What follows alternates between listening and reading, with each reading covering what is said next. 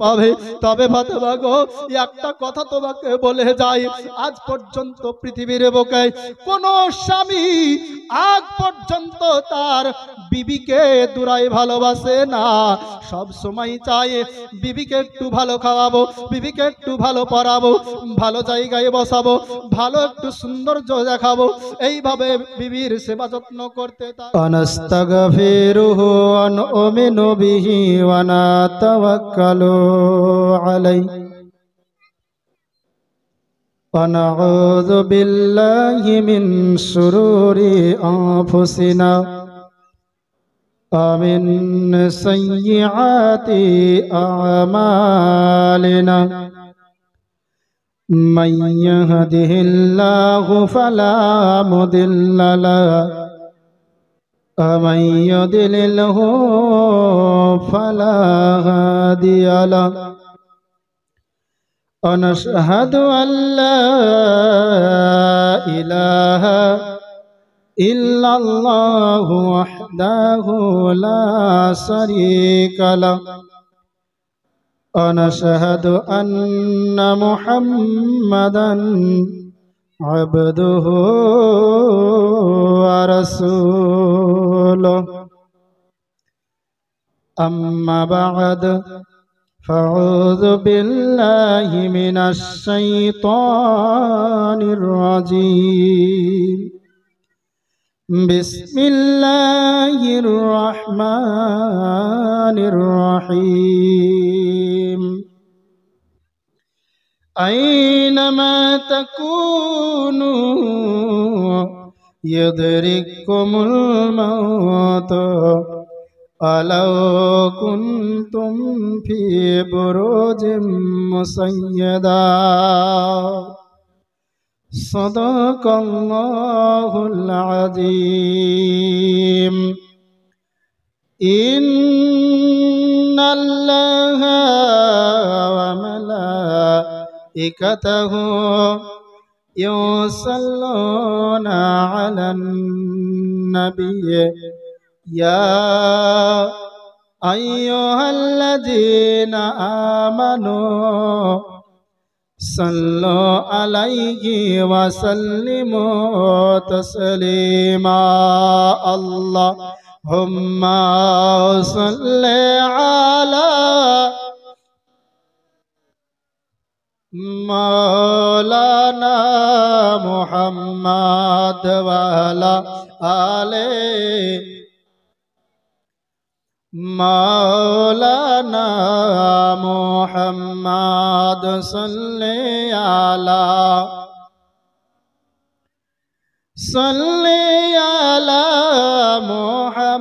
মুহাম্মাদ হরদম জবান পাক নামে মুহাম্মাদ হরদম জবান সফিয়ানা সাল্লাল্লাহু তাআলা আলাইহি ওয়াসাল্লাম। শ্রদ্ধেয় সম্মানিত উক্ত সভার সভাপতি মহাশয়,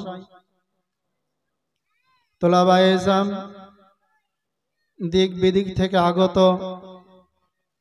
বাবাজি ও ভাইয়েরা, পর্দানসীন মা ও বোনেরা, ছোট্ট ছোট্ট কচি কাঁচা সোনামানিকেরা, সকলকে আমার অন্তরস্থল হইতে শুভেচ্ছা জানাই।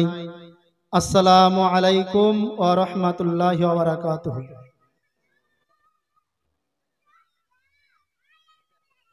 সমস্ত প্রশংসা, গুণকীর্তন, গুণভাজন, গুণচর্চা মহান রব্বুল আলামিনের জন্য, যিনি এক অদ্বিতীয় ওয়াহদাহু লা শারীকা লাহ। তেনার একবার শুকরিয়া আদায় করি, সকলে বলি আলহামদুলিল্লাহ।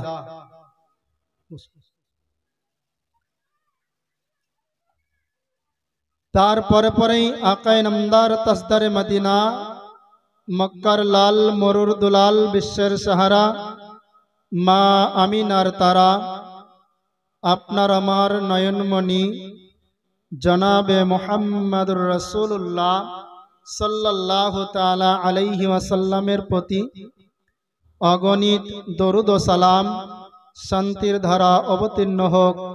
সকলে বলি আল্লাহুম্মা আমিন। বিরাদরান ইসলাম, পাক কালাম হইতে আয়াত তেলাওয়াত করেছি। ইনশাআল্লাহ এই আয়াতকে সামনে রেখে একটু আলোচনা করব। আলোচনার প্রথমেই একটি কথা, কি বলবো, কাকে বলবো, কেন বলবো, এই যে তিনটে শব্দ, কি বলবো, কাকে বলবো, কেন বলবো, আমাদের প্রত্যেকটা বিষয় জানা। কি বলবো সবই তো জানা। আমার ওপরে নামাজ ফরজ আছে, আমি কি জানি না? কিন্তু নামাজ পড়তে আসি না। চুরি করা নিষেধ, আমি কি জানি না? মাঠের চুরি বন্ধ নাই। তাহলে কি বলবো, সবই তো জানি, তারপরেও কি বলবো, কেন বলবো? আমরা তো শোনার পরে মানি না। আর কাকে বলবো? যদি কেউ বসেন স্থিরভাবে শোনে তবে তো। তাই বলি যে এই কথা বাক্য তিনটের সম্মুখীন যেন না হতে হয়। বেশি শ্রোতার প্রয়োজন নেই আমার। যা 5 জন থাকবেন সেই 5 জন মনোযোগ সহকারে শুনবেন এখানে।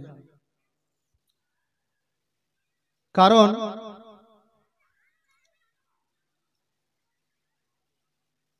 সুদূর বেনিদাসপুর গ্রাম দৌলতাবাদ থানার অন্তর্গত বালিরঘাট এলাকা থেকে আমি এখানে এসে উপস্থিত হয়েছি। প্রায় 30 কিলোমিটার রাস্তা আমি উপস্থিত হয়ে গিয়েছি। কিন্তু আপনারা বুকে হাত দিয়ে বলুন তো, আপনাদের বাড়ি থেকে 30 ধাপ কি আপনারা এগিয়ে এসেছেন এখানে? এখনো আগাতে পারেননি। তাই যারাই মাইকের আওয়াজ শুনছেন, আমি তাদেরকে অনুরোধ করব, এই জালসা দিয়েছেন যখন, তখন এই জালসাকে সাফল্যমণ্ডিত করা আমাদেরই কর্তব্য, তাই কি না? আর তা না হলে আজকে আমাদের কথাটা মিথ্যা হয়ে যাবে। যেমন এই জালসার আয়োজন করেছি কি বলে? আমরা জালসা শুনবো বলে, তাই কি না? যাদেরকে দাওয়াত করেছি, আমাদের গ্রামে জালসা হবে, এসো নাকি? যারা এসেছি তারা কি বলেছি? আজকে নস্করপুর এলাকাতে, নস্করপুর গ্রামে জালসা, চলো আমরা শুনে আসি। এসেছি এটা বলে বাড়ি থেকে বের হয়েছি। কিন্তু যে দাওয়াত করলেন সেও মিথ্যাবাদী প্রমাণ, যে এসেছেন সেও মিথ্যাবাদী প্রমাণ হয়ে যাচ্ছেন। কেমন করে? আপনি দাওয়াত করেছেন জালসা শোনার জন্য, কুটুম সাক্কাতকে বাড়িতে নিয়ে এসে আপনি মেহমানদারিতে ব্যস্ত হয়ে গেলেন। জালসার তলায় না নিয়ে এসে গল্পতে আপনি বাড়িতে তাকে আটকিয়ে রাখলেন। আর আপনি বাড়ি থেকে বের হয়ে এসেছেন জালসা শুনবো বলে, এসে আপনি বাড়িতে আত্মীয়র বাড়িতে আত্মীয়তা করতে শুরু করলেন, জালসার প্যান্ডেলে এলেন না। তাহলে আপনিও মিথ্যাবাদী, যে জালসা দিয়েছে সেও মিথ্যাবাদী, আর যে জালসায় দাওয়াত করেছে সেও মিথ্যাবাদী। আমি কি ভুল বললাম? আর মিথ্যাবাদীটা হচ্ছে মুনাফিকের আলামত। সবচাইতে মুনাফিকের প্রধান আলামত হচ্ছে মিথ্যাবাদী।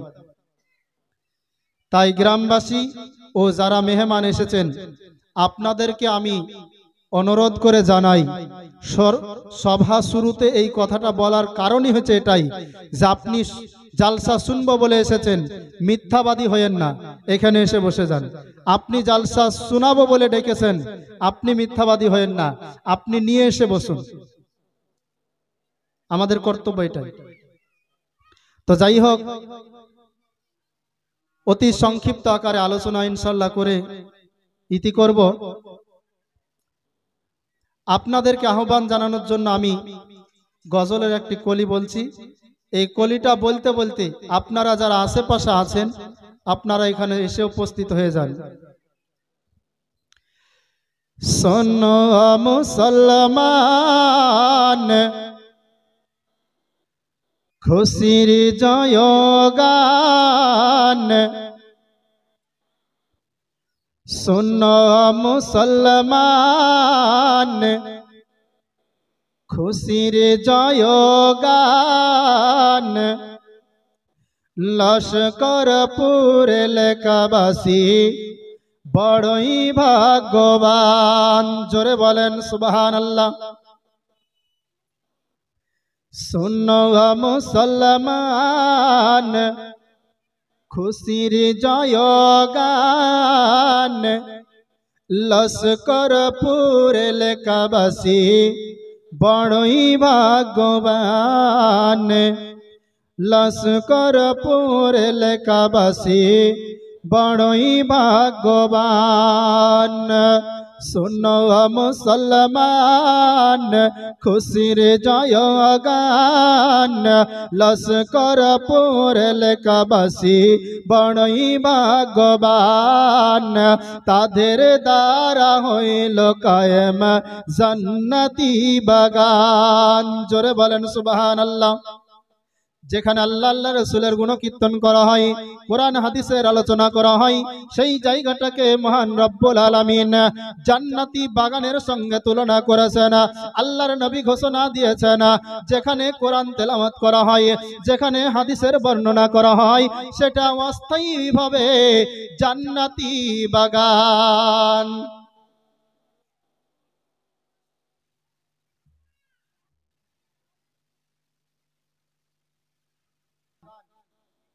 আমরা এখন কোথায় বসে আছি?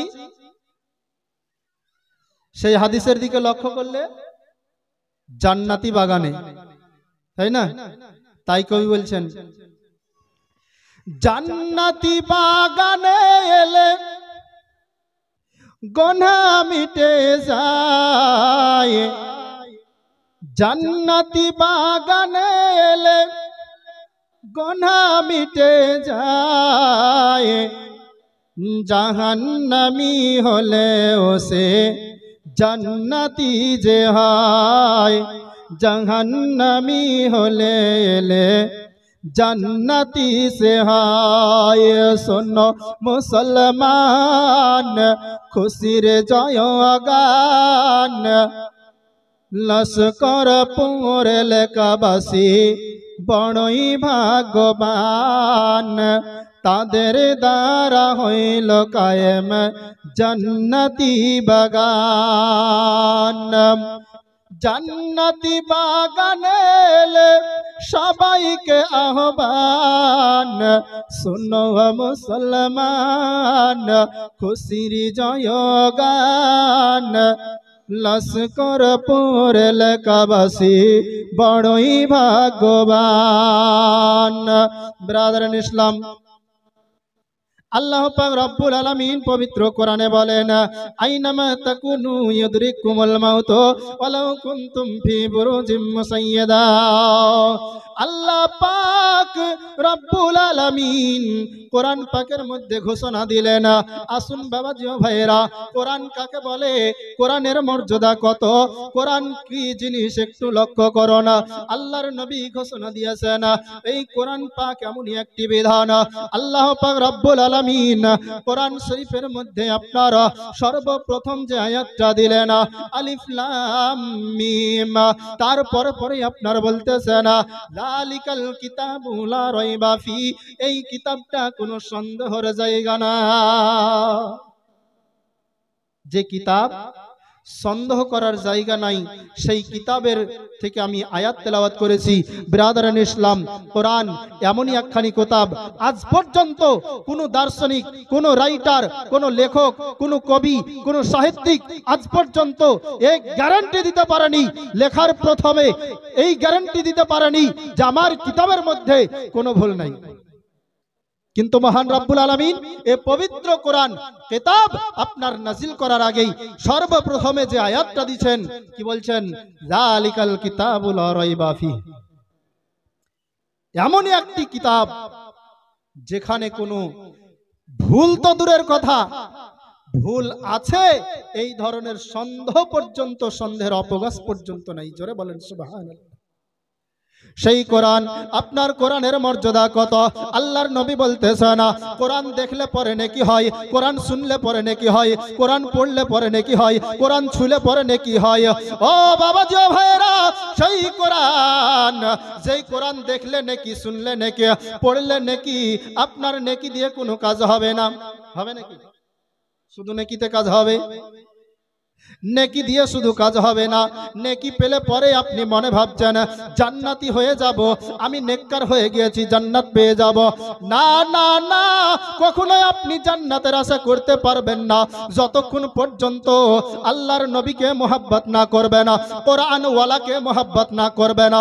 ও আল্লাহ পাক রব্বুল আলামিন বলছেন, আমি কোরআন দিলাম তোমাদেরকে শিক্ষার জন্য, আমি কোরআন দিলাম তোমাদেরকে জানার জন্য, আর ওই কোরআনটাকে তোমরা বুঝে নাও, আর কোরআনে যেটা বলতেছে তোমরা সেটাকে মেনে নাও। এবার দেখুন কোরআন কি বলতেছে।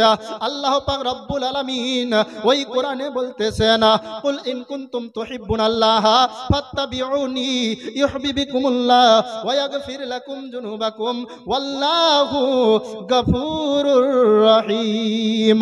আল্লাহ পাক রব্বুল আলামিন পবিত্র কোরআনে বলতেছেন, তোমরা যদি আমাকে পেতে চাও, তোমরা যদি আমার কাছ পর্যন্ত পৌঁছাইতে চাও, তোমরা যদি আমার নৈকট্য লাভ করতে চাও, তাহলে তোমরা আগে গিয়ে নবীর দামান ধরে নাও। নবী যে পথে যেতে বলেছে তোমরা সেই পথে চলো, তবে আমাকে পেয়ে যাবে। বেরাদারান ইসলাম, সেই বিশ্ব নবী, আমাদের নেতা, আমাদের মাথা, আমাদের পথ প্রদর্শক নবী আমার, সেই নবীকে এত মর্যাদা দিয়েছেন, তারপরেও তিনি কিন্তু রেহাই পাননি। আছেন দুনিয়াতে এখন বর্তমানে আমাদের মতো জীবদ্দশায় আছেন? নাই। কিন্তু আহলে সুন্নাতুল জামাতের আকীদা, বিশ্ব নবী জিন্দা আছেন। হ্যাঁ, তাই কবি কি বলছেন? কবি বলছেন, দয়ার নবী মায়ার ছবি গো, আর আসবে না জগতে আমার দিনের নবী, দয়ার নবী গো, আর আসবে না জগতে। 63 কাল জিন্দগি কেন্দে গেলেন উম্মতি, 63 কাল জিন্দগি কেন্দে গেলেন উম্মতি, এখনো কান্দে নবী মদিনাতে, দয়ার নবী মায়ার ছবি গো, আর আসবে না জগতে। আল্লাহর নবী জনাবে মুহাম্মদ রাসূলুল্লাহ যখন দুনিয়াতে ভূমিষ্ঠ হয়েছিলেন, ইয়া হাবলি উম্মতি বলে কান্না করেছিলেন। 63 বছর দুনিয়ার বুকে আজ পর্যন্ত কোনো লেখক বলতে পারবে না, কোনো মুহাদ্দিস বলতে পারবে না, কোনো মুহাক্কিক বলতে পারবে না নবী আমার নফসি বলে কান্না করেছে না, নিজের জন্য কান্না করেছে না। আজ পর্যন্ত কেউ বলতে পারবে না নবী নিজের জন্য কান্না করেছে না। 63 বছর দুনিয়াতে ছিলেন, এই দুনিয়াতে থাকাকালীন নবী আমার কান্না করে গিয়েছিলেন, ইয়া হাবলি উম্মতি, ইয়া হাবলি উম্মতি বলে কান্না করেছিলেন। সেই নবী আমার দুনিয়া থেকে চলে যাবে না, এমন সময় মা ফাতেমা তো জোহরা রাদিয়াল্লাহু তাআলা আনহাকে ডাকতেছেন, ওগো ফাতেমা শোনো শোনো, তোমার সঙ্গে আমার কিছু কথা রয়েছে না। এবার আপনার ফাতেমা তো জোহরা রাদিয়াল্লাহু তাআলা আনহা এলেন, আসার পরে বিশ্ব নবীর কাছে আপনার কান মোবারক লাগিয়ে দিলেন, আপনার বাম কান লাগিয়ে দিলেন, আওয়াজটা শুনলেন, বিশ্ব নবীর মুখের আওয়াজটা শুনলেন, নেওয়ার পরে ঝরঝর করে কান্না করতে শুরু করে দিলেন। এবার যখন দ্বিতীয় কান আপনার ডান কানটা লাগিয়ে দিলেন, আল্লাহর নবী আবার কিছু বললেন। শোনার পরে মা ফাতেমা আপনার হাসতে শুরু করে দিলেন, কান্নাটা বন্ধ হয়ে গেল। মা আয়েশা সিদ্দিকা রাদিয়াল্লাহু তাআলা আনহা সেই সময়তে উপস্থিত ছিলেন, ওইখানে দাঁড়িয়ে দাঁড়িয়ে বলতেছেন, ওগো বেটি ফাতেমা, তোমার আব্বা তোমাকে কি বলল? প্রথম যখন তোমার বাম কানে কথা বলল, তুমি তখন ঝরঝর করে কান্না করতে লাগলে। আবার যখন ডান কানে কথা বলল, অমনি সঙ্গে সঙ্গে তুমি যে চুপে গেলে, কান্নাটা বন্ধ হয়ে গেল। এমন কি কথা বলেছিল? মা ফাতেমাতুজ জোহরা রাদিয়াল্লাহু তাআলা আনহা বর্ণনা করতেছেন, ওগো মা জননী, ওই সময়তে আল্লাহর নবী আমাকে বলেছিলেন আমার মৃত্যু সংঘটিত হবে, আমি এখনই কিছুক্ষণের মধ্যে ইন্তেকাল করে চলে যাব। আমি মৃত্যুর সংবাদটা শোনার পরে আব্বার কাছে কান্না করতে লাগলাম, আব্বা গো, আপনাকে ছেড়ে এই ফাতেমা কেমন করে থাকবে গো আব্বা? দুনিয়ার বুকে মা আমার ছোটকালে মারা গিয়েছিল, আপনারও 8 বছর বয়সে মা, 6 বছর বয়সে মা চলে গিয়েছিল। ওগো আব্বা, আপনি ফাতেমাকে মা বলে ডেকেছিলেন, আব্বা গো, ফাতেমাকে আপনি মা বলে ডেকেছিলেন। আজকে ফাতেমার যখন শুনলো আপনি ইন্তেকাল করে চলে যাবেন, ফাতেমার বুকটা ভেঙে চৈচুরি হয়ে গিয়েছে। ফাতেমা সহ্য করতে পারে না, তাই ঝরঝর করে কান্না করতে শুরু করে দিয়েছে।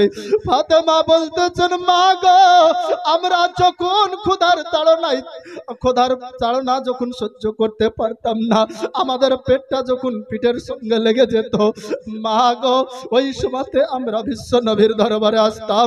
আল্লাহর নবীর চেহারা দেখার পরে, আল্লাহর নবীকে দর্শন করার পরে, আল্লাহর নবীর চেহারা মুবারক দেখার পরে আমাদের সমস্ত দুঃখ কষ্ট বেদনা ভুলে যেতাম। মা গো, বেদিনেরা যখন আমাদেরকে আঘাত করত, সমস্ত কিছু নবীর দরবারে আসার পরে, নুরানি চেহারা দেখার পরে সমস্ত দুঃখ বেদনা পানি হয়ে যেত।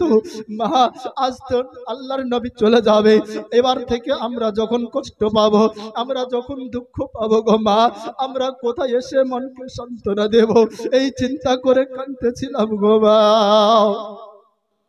ও মা জননী, আল্লাহর নবী আমার কান্না দেখে আবার ডাকলেন, আমি কান লাগাইলাম।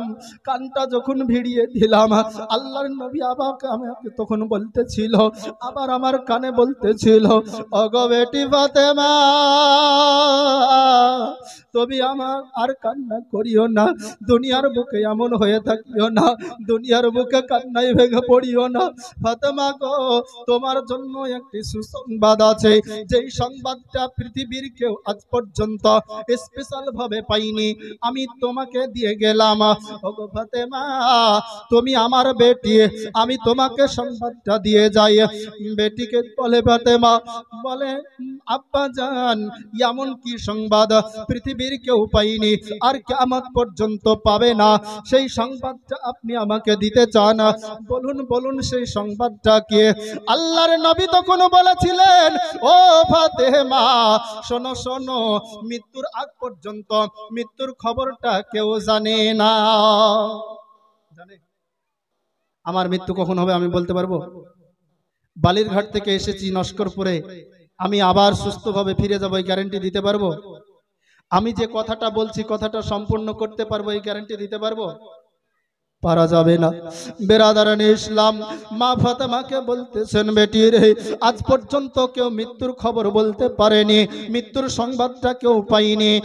আগে পর্যন্ত মৃত্যুর এক মুহূর্ত আগ পর্যন্ত কেউ টেরও পাই না তার কখন মৃত্যু হবে। তবে ফাতেমা, তোমাকে আমি বলে গেলাম, আজ থেকে নিয়ে 6 মাস পরে, অর্থাৎ 180 দিন পরে তোমার সঙ্গে আমার সাক্ষাৎ হবে হাসরের ময়দানে। এইভাবে জোরে বলেন। আল্লাহর নবী ইন্তেকাল করে চলে যাচ্ছেন, আর হাসরের ময়দানে মা ফাতেমার সঙ্গে আপনার 180 দিন পরে সাক্ষাৎ হবে। এটা জীবদ্দশায় হওয়া সম্ভব নয়। মা ফাতেমা বুঝে নিলেন, আপনার 180 দিন পরে, অর্থাৎ 6 মাস পরে আমারও ইন্তেকাল হবে, আমাকেও ছেড়ে চলে যেতে হবে। আব্বার কাছে আরজ করে, আব্বা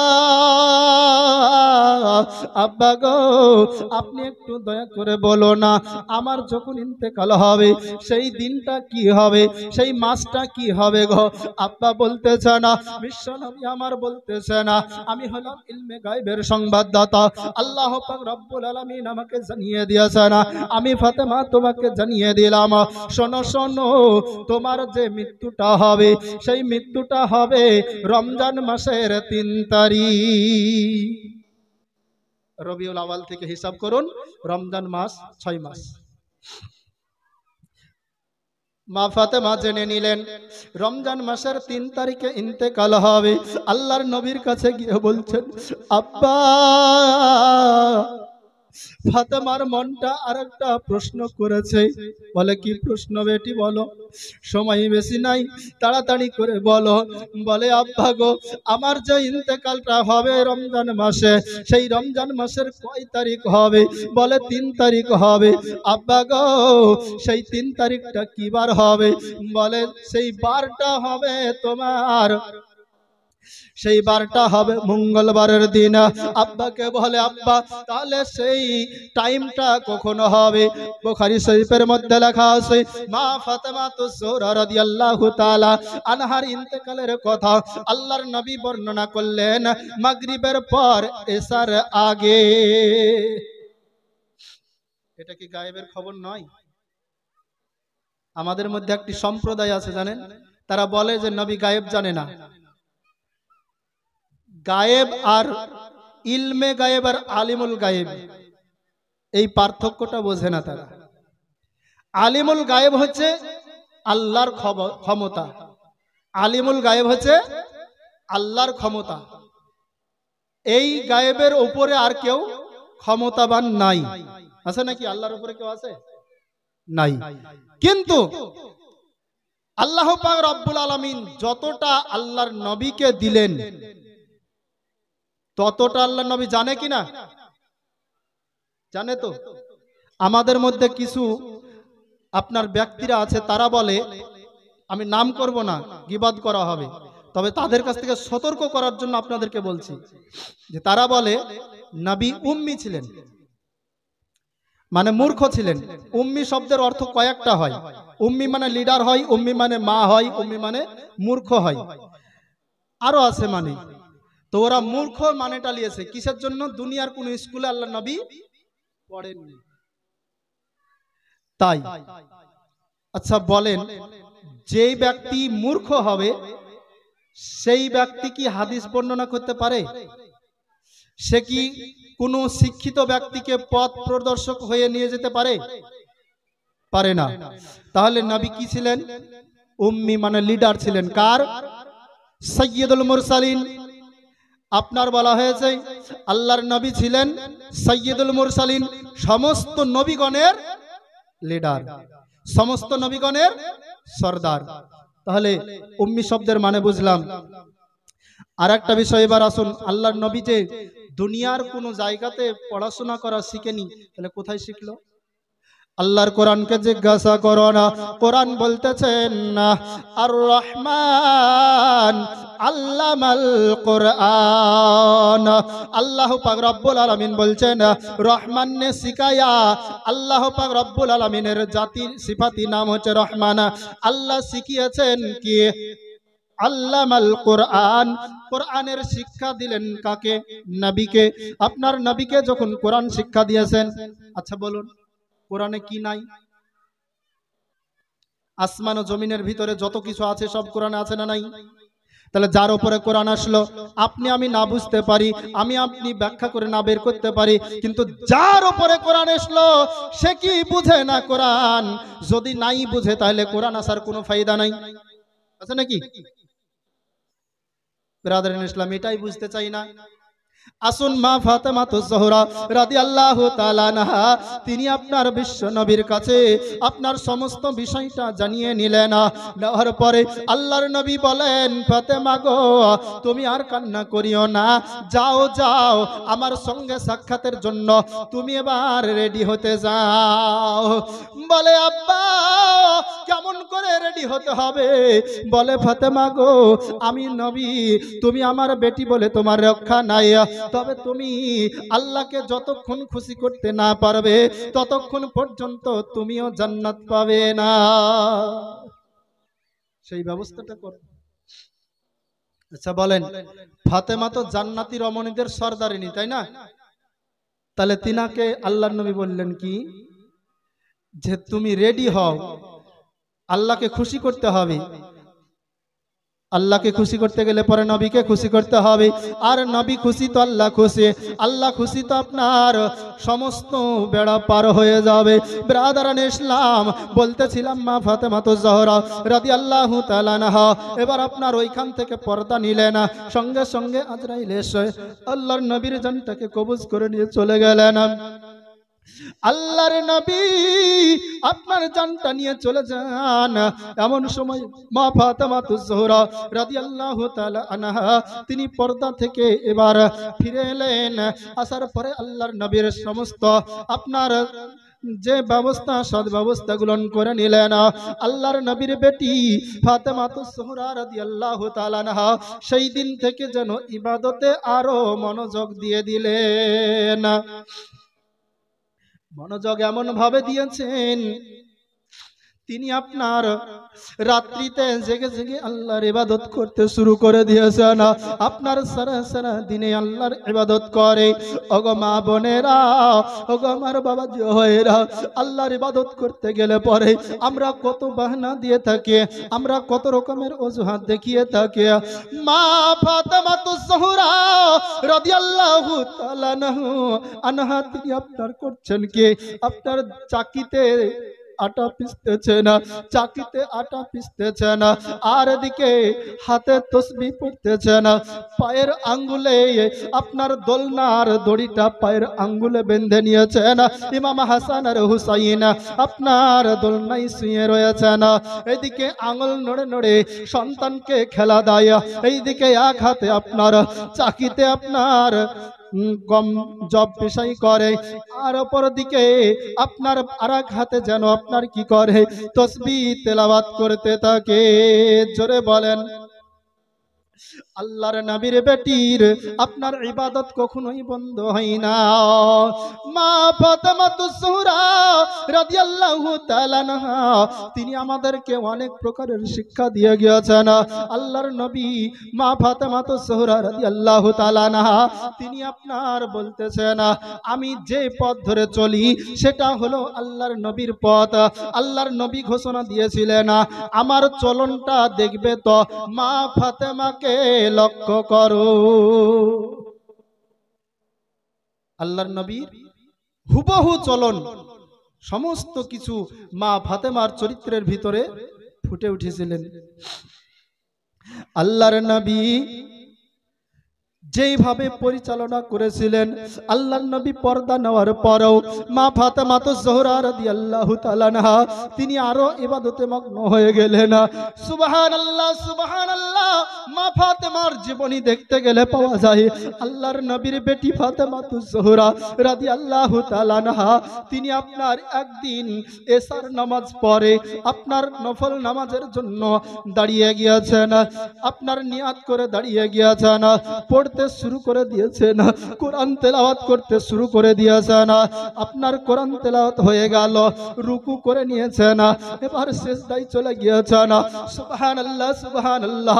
মা ফাতেমাতুজ জোহরা আপনার সিজদায় গিয়ে সিজদা এত লম্বা করে দিয়েছেন, সিজদায় গিয়ে তাসবিহ পড়তেছেন, পড়তে পড়তে পড়তে পড়তে এক সিজদা থেকে যখন মাথাটা উত্তোলন করে হযরতে বিলালের ফজরের আজান ধ্বনি শুনতে পাই। জোরে বলেন।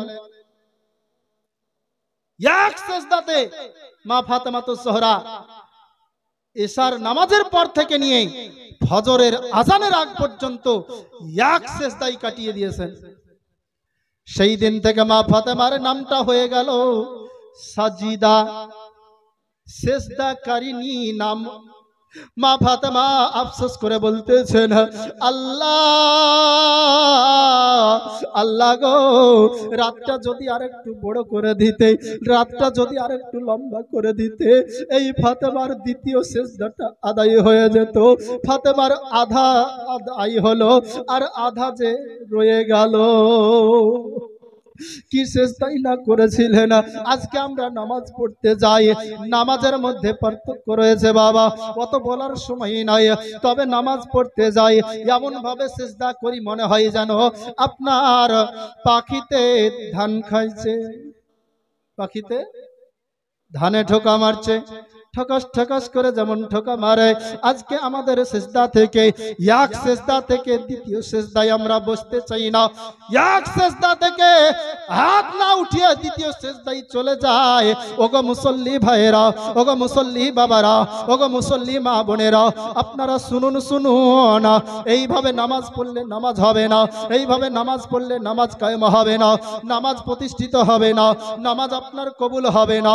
ওইভাবে যদি নামাজ পড়ে না, আল্লাহ পাক রব্বুল আলামিন পবিত্র কোরআনে আপনার ইরশাদ করেছেন, সূরা মাউনের ভিতরে 30 নম্বর পারা, সূরা মাউনের ভিতরে ইরশাদ করে বলেন যে আল্লাহ পাক রব্বুল আলামিন বলছেন, ফাওয়াইলুল লিল মুসাল্লিন, মুসল্লিদের জন্য ওয়াইল দুজক, ফাওয়াইলুল লিল মুসল্লিন, মুসল্লিদের জন্য ওয়াইল দুজক নির্ধারিত করা হয়েছে, সব চাইতে ভয়ঙ্কর দুজকটা নির্ধারিত করা হয়েছে।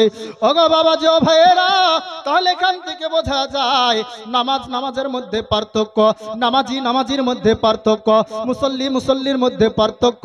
এই জন্য আলা হযরত আপনার একটি শের বলেছিলেন, কোই মসজিদ মে जाता है, कोई मस्जिद में जाता है नमाज पढ़ने के लिए, और कोई मस्जिद में जाता है नमाज पढ़ने के लिए, वो भी मुसल्ली है। और कोई मस्जिद में जाता है चोटी चुराने के लिए, वो भी मुसल्ली है।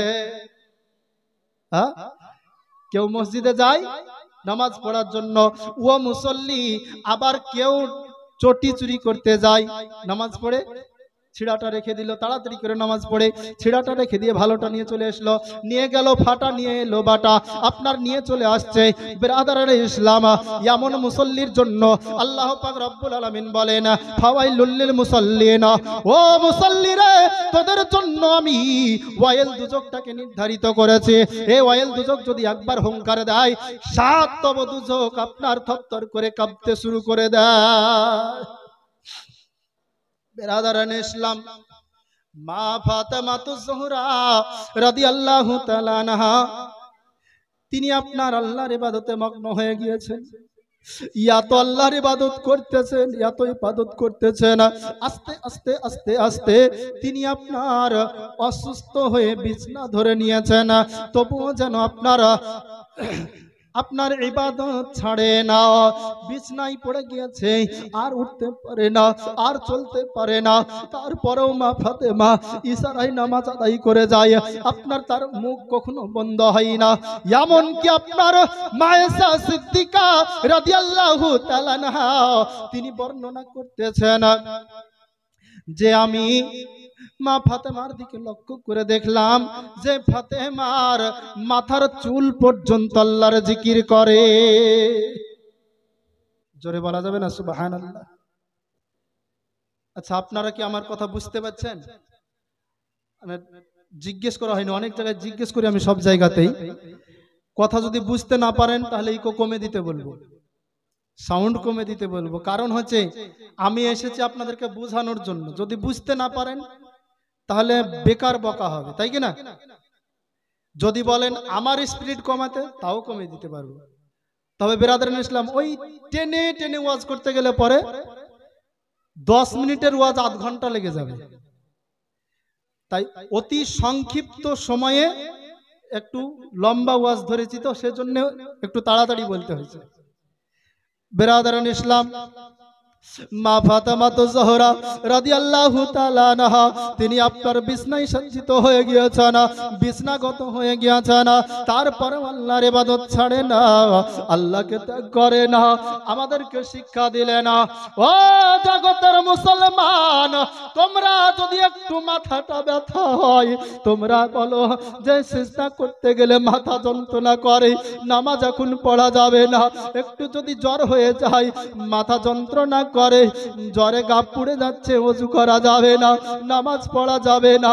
ও জগতের মুসলমান, মা ফাতেমা শিক্ষা দিয়ে গেলেন, তোমরা যদি বিছনাগত হয়ে যাও, উঠতে যদি না পারো, আল্লাহর বিধান রয়েছে তোমরা ইশারায় সিজদা করে তোমরা বিছানায় শুয়ে শুয়ে নামাজ আদায় করে নাও, নামাজ তোমাদের মাপ নাই।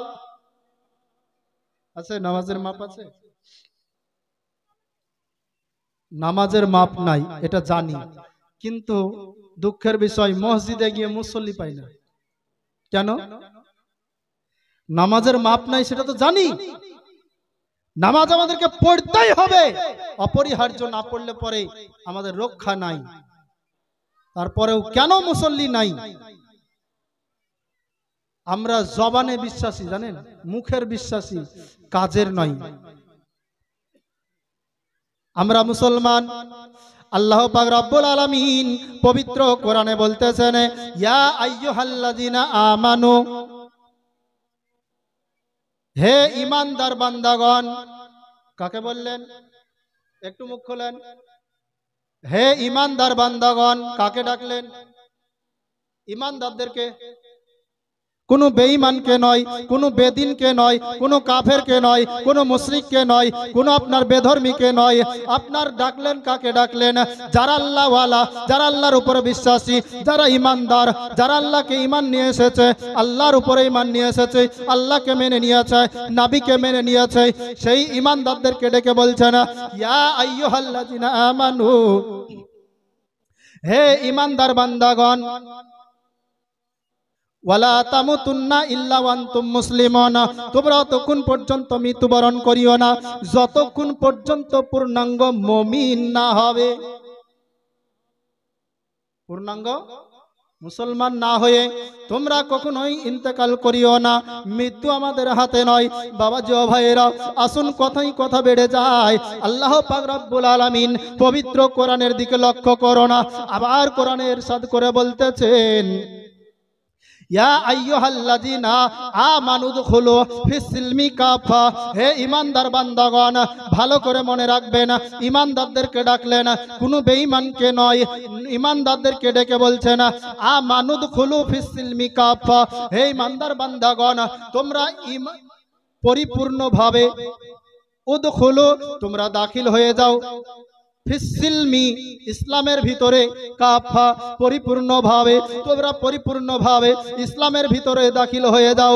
ও মা বোনেরা, ও গো আমার বাবাজি ও ভাইয়েরা, তাহলে আল্লাহ পাক রব্বুল আলামিন ঈমানদারদেরকে ডাকলেন, ডাকার পরে ইসলামে ঢুকতে বললেন। কেন? কেন? একজনা বলে নামাজ না পড়লেও আমাদের ঈমান ঠিক আছে, বলে না? বলে না আমাদের মধ্যে? আল্লাহ পাক রব্বুল আলামিন কাকে ডাকলেন? আমি মেনে নিলাম আপনার ঈমান ঠিক আছে, আপনি ইসলামের মধ্যে নাই।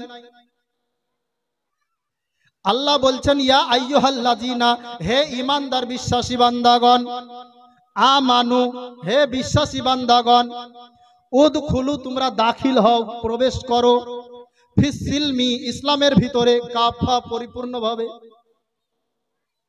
তাহলে যেই ব্যক্তি লা ইলাহা ইল্লাল্লাহু মুহাম্মাদুর রাসূলুল্লাহ জবান দিয়ে পড়ে নিল, অন্তরে বিশ্বাস করে নিল, ওই ব্যক্তি ঈমানদার হলো। আমি আর তাকে অস্বীকার করি না, ঈমানদার হয়ে গেল, পরিপূর্ণ ইসলামে দাখিল হলো না। পরিপূর্ণ যদি ইসলামের ভিতরে দাখিল হতে চায়, ও ফাতেমার জীবনের দিকে লক্ষ্য করে দেখো না, মা ফাতেমা ছিলেন পরিপূর্ণ ইসলামের মধ্যে দাখিল হয়ে আপনার বিছনায় সজ্জিত হয়ে গিয়েছে, নামাজ ত্যাগ করে না। আপনার নামাজের ভিতরে ইসলামের মধ্যে দাখিল হওয়া যায়, আপনাকে নামাজ পড়লে পরে ইসলামের মধ্যে দাখিল হওয়া যায়, রোজা রাখলে পরে ইসলামের মধ্যে দাখিল হওয়া যায়, হজ সামর্থ্য থাকলে হজ করলে ইসলামের মধ্যে দাখিল হওয়া যায়। আপনি ধনবান, যাকাত প্রদান করুন, আপনি ইসলামের মধ্যে দাখিল হয়ে গেলেন। শুধু তাই নয়, আল্লাহ পাক রব্বুল রব্বুল আলামিন বলেন ওয়া মিম্মা রাযাকনাহুম ইউনফিকুনা, আমার দেওয়া রুজি থেকে আমার রাস্তায় খরচ করো, তবে ইসলামের মধ্যে দাখিল হবে। আসুন মা বোনেরা, মা ফাতেমাতুজ জোহরা রাদিয়াল্লাহু তাআলা আনহা 6 মাস আগে জেনে নিলেন তার 6 মাস পরে ইন্তেকাল হবে। আজকে যদি আমাদেরকে বলা হয় ডাক্তারের কাছে গিয়েছি, আপনার অপারেশন করেছেন, করার পরে ডাক্তার বাবু বলেছেন একে যা ইচ্ছা তাই খাইয়ে দাও, যাকে ইচ্ছা তাকে দেখিয়ে নাও, কারণ হচ্ছে 1 ঘন্টা পরে মারা যাবে, আমাদের অবস্থা কি হবে? 1 ঘন্টায় আমাদের নাজেহাল হয়ে যাবে, আমাদের ভিতরে কতই না প্রশ্ন জেগে উঠবে।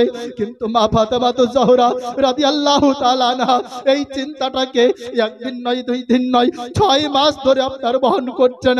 তার ব্রেনের লক্ষ্য আছে আমার ইন্তেকাল হবে, 6 মাস পরে তিনি দিন গণনা করতে শুরু করে দিয়েছেন। মৃত্যুর দিন এগিয়ে এসেছে, আর মাত্র 1টা দিন সময়। মা ফাতেমাতুজ জোহরা রাদিয়াল্লাহু তাআলা আনহা তিনি আপনার সুস্থ হয়ে গেলেন, আপনার বিছনা ছেড়ে দিলেন, বিছনা থেকে উঠে দাঁড়িয়ে গেলেন। যাওয়ার পরে স্বামীকে ধরে বলছেন, হযরত আলীকে ধরে বলছেন, স্বামীর হাত খানকে ধরেছেন, ধরার পরে বলতেছেন ওগো আমার স্বামী, ওগো আমার স্বামী জান, আপনি একটু লক্ষ্য করুন, আমি 6 মাস ধরে, আমি দীর্ঘদিন ধরে আমি বিছানায় পড়েছিলাম, স্বামী গো আজকে আমি সুস্থ হয়েছি, আপনার কাছে একটি আরজি নিয়ে এসেছি, স্বামী গো আমার আরজিটা কি আপনি রাখবে? বলে কি? ফাতেমা, যতদিন পর্যন্ত বিশ্ব নবী আমার হাতে তোমাকে তুলে দিয়েছে, আজ পর্যন্ত তুমি আমার কাছে মুখ ফুটে কিছু চাও না, কারণ বিশ্ব নবী তোমাকে উপদেশ দিয়েছিল হযরত আলীর জীবনে কিছু নাই, সে কাঙ্গাল ছিল, সে গরিব ছিল, একটা এমনই একটি খাজুর পাতার ঘর ছিল, পা সাট করে শুলে পড়ে আপনার পা যেন ওই ফাঁকা দিয়ে, বেড়ের ফাঁকা দিয়ে বেরি হয়ে যেত, এমন ঘরে তোমাকে দিয়েছে আলীকে যোগ্য মনে করে, তাই তোমাকে নিষেধ করেছিল ও ফাতেমা তোমার স্বামীকে তুমি কখনোই কিছু বলিও না, কখনো তোমার স্বামীর কাছে কিছু আবদার করিও না, কারণ যদি ফাতেমা যদি আলী দিতে না পারে মনে মনে কষ্ট পাবে। তবে ফাতেমা গো একটা কথা তোমাকে বলে যাই, আজ পর্যন্ত পৃথিবীর বুকে কোন স্বামী আজ পর্যন্ত তার বিবিকে দুরাই ভালোবাসে না, সব সময় চাই বিবিকে একটু ভালো খাওয়াবো, বিবিকে একটু ভালো পড়াবো, ভালো জায়গায় বসাবো, ভালো একটু সৌন্দর্য দেখাবো, এইভাবে বিবির সেবা যত্ন করতে থাকে। আজ স্বামীরা নিজে দেশ ত্যাগ করে আপনার বিদেশে চলে গিয়েছে শুধুমাত্র এই বিবি বাচ্চার কথাকে মনে করে। ফাতেমা গো তুমি চিন্তা করিও না, আলীর কাছে তুমি ভালো থাকবে, তবে শোনো শোনো আলী কখনোই চাইবে না তোমাকে দুরাই ভালোবাসার, তবে ফাতেমা তুমি কখনোই কিছু মুখ ফুটে চাইবে না, যদি আলী দিতে না পারে মনে মনে খুব দুঃখ পাবে। আলী বলতেছে না ওগো ফাতেমা আজ পর্যন্ত তুমি আমার কাছে কিছু চাও না, আজকে যখন চেয়েছো আলী জীবন দিয়ে হলেও দিবে, বলো তুমি কি চাও? আলীর হাত খানকে ধরে বলে ওগো আমার স্বামী, আমি যখন এই আজকে যখন আপনি ওই রোজগারের জন্য বের হবে না, রোজি রোজগারের জন্য বের হবে না, স্বামী গো ওই সময়তে আপনি একটু বেশি করে পরিশ্রম করবেন, 2 দিনের খাবারের আপনি অর্থটা উপার্জন করবেন, 2 দিনের মতো আপনার রোজগার করে নিয়ে আসবেন, যাতে 2 দিন আহার করা হয়। তাহলে কত সংকীর্ণ আপনার তেনারা রোজগার করতেন। আজকে আমাদের 500 টাকা 1000 টাকার পরেও পেট ভরে না, কিন্তু তিনারা দিন আনতেন দিন খেতেন। তাই ফাতেমা বলছেন আপনার যে আজকে যখন কাজে যাবেন 2 দিনের খাবার নিয়ে আসবেন। হযরত আলী চলে গেলেন, যাওয়ার পরে আপনার খুব পরিশ্রম করেছেন, করার পরে কাঠ কেটেছেন, বাজারে বিক্রয় করে 2 দিনের মতো আহার নিয়ে বাড়ি আসলেন। হাতগুলো ধরে ফাতেমাতুজ জোহরা ঝরঝর করে কান্না করতে লাগলেন, স্বামী গো, আপনার হাত এত ফুসকা পড়েছে, আপনি তো রোজই কাঠ কাটেন, তারপরেও ফুসকা পড়ে না, আজকে দেখি ফুসকা পড়ে গিয়েছে। স্বামী গো, আপনি ক্ষমা করুন, আমাকে মাফ করে দিন। মা ফাতেমাতুজ জোহরা রাদিয়াল্লাহু তাআলা আনহা তিনি আপনার হাতগুলোকে আপনার ধরে ধরে এইভাবে যখন কান্না করতে লাগলেন, হযরত আলী বুকে টেনে নিলেন, নেওয়ার পরে বলে, ফাতেমা, আমার কোনো দুঃখ নাই, এই ফুসকাটা আনন্দের ফুসকা। যে ফাতেমা দীর্ঘদিন আমার কাছে থাকার পরে আজ পর্যন্ত কিছু চাইলো না, আজকে আমি ফাতেমাকে কিছু এনে দিতে পেরেছি, এই আনন্দের কাছে এই ফুসকাটা কিছুই না। ফাতেমাতুজ জোহরা রাদিয়াল্লাহু তাআলা আনহা আবার দিন অতিবাহিত হয়ে গেল। আপনার যেই দিন ইন্তেকাল করবেন ওই দিন আপনার হযরত আলীকে ধরে ধরে বলতেছেন, আপনার অনেক লম্বা ঘটনা, বুঝতে পেরেছেন? সময় খুব সংকীর্ণ, আর হয়তো 2-5 মিনিটের মধ্যে শেষ করতে হবে, মাগরিবের সময় চলে আসছে। ব্রাদারান ইসলাম, তাই আপনার বলতেছিলাম, মা ফাতেমাতুজ জোহরা রাদিয়াল্লাহু তাআলা আনহা তিনি আপনার স্বামীর হাত ধরে উপদেশ দিয়েছিলেন, ওসিয়ত করে গিয়েছিলেন, স্বামীর হাত ধরে বলেছিলেন, স্বামী গো, আপনাকে আমি কয়েকটি ওসিয়ত করতে চাই। স্বামী, তার মধ্যে সম্পূর্ণ বলার সময় এখন নাই, 2-4টি আপনার ওসিয়ত বলছি। আপনার ওসিয়ত করেছিলেন, স্বামী,